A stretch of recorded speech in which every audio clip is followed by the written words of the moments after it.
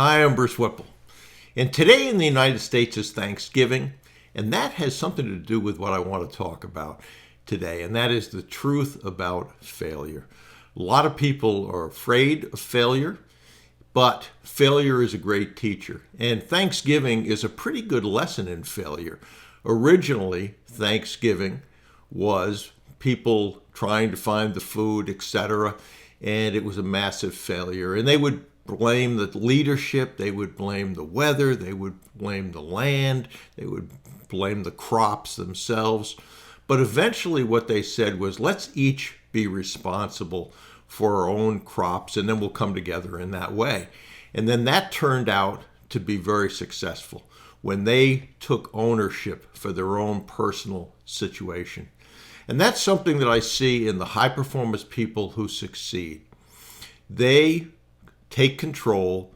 They understand that in large part and almost exclusively, they are responsible for the position they are in exactly because of the actions they took or they didn't take.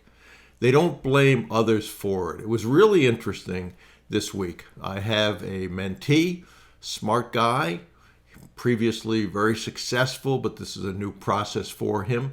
And he chased a deal for quite a while, and it didn't work out. And that happens. But I said, let's do a post-mortem on that. And what lessons did you learn? And what he said was, well, I learned that the broker lied to me, and I didn't want to do that again, so I probably won't use a broker. That the sellers misled me, so I'm going to avoid those kind of situations again. And he had a whole series of things that he said were external factors that led to that. But I stopped him and I said, okay, those are external factors, but let's talk about what we could have done. This was a deal that, not so arguably, from the very beginning, should have been known that it was not a deal that looked very good. It didn't meet the right EBITDA. It did maybe when you added add backs to the EBITDA, but most of the time all the add backs that happen don't feel legitimate and don't are legitimate. For instance, someone might say, well, I pay my husband or wife $200,000 a year to do the books. That's okay. But you're not going to need to do that, so you could take the $200,000 and add that back to EBITDA. Well, not really, because someone has to do that. Maybe it's not 200, probably isn't, but it might be 80,000. So you can't add it back in.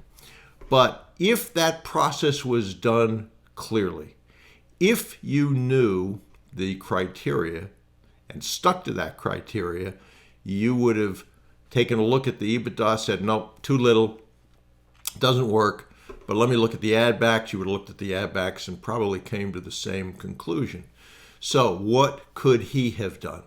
Next time, he could have been very clear on the criteria, go, no go, and decided, okay, this is something I want to pursue or not, very, very quickly and with a small amount of activity, as opposed to traveling, having meetings, being in a situation where you have multiple bidders, those kind of things. Those are things that he can control next time. And the important thing is, just like the original Thanksgiving, you will have failures. I'd reframe those to say they're not failures. The only failure is if you quit.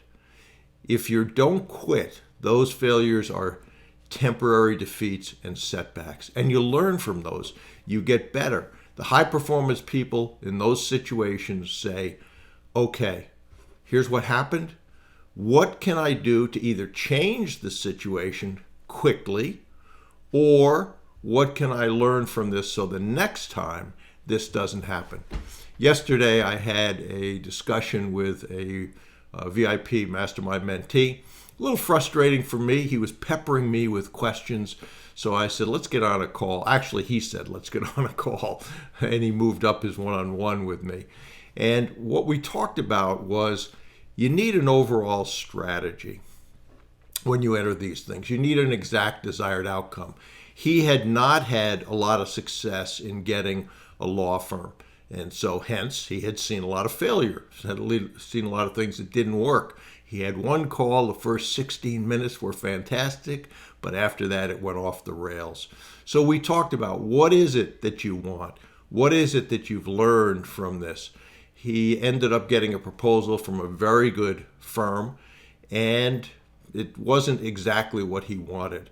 Now, he could have quit and moved on, but he said, what are we going to do with this situation? And we talked about the strategy. And I said to him that he had a better bid, but he had a bid from someone they really didn't want to use, as opposed to the law firm that he did want to use. So we said, okay, let's go back to that person. Let's forget about emails. Let's get on a conversation. When I say let's, it's him and them. I was not on that conversation, but I did coach him on that conversation. So have a conversation. That way you can read body language. You can read tone of voice as opposed to just the written words in an email. And make sure that if this is the firm you want, that you say to them, here is what we've received in terms of a competitive bid. You're not competitive. We would like to use you. If you can match these terms, you have this business. That's important because now it's not a negotiation back and forth and they wonder what's going to happen next. You're telling them if they agree to this, they have the business. And then he emailed me and said, guess what? It worked. And my comment to him was, congratulations.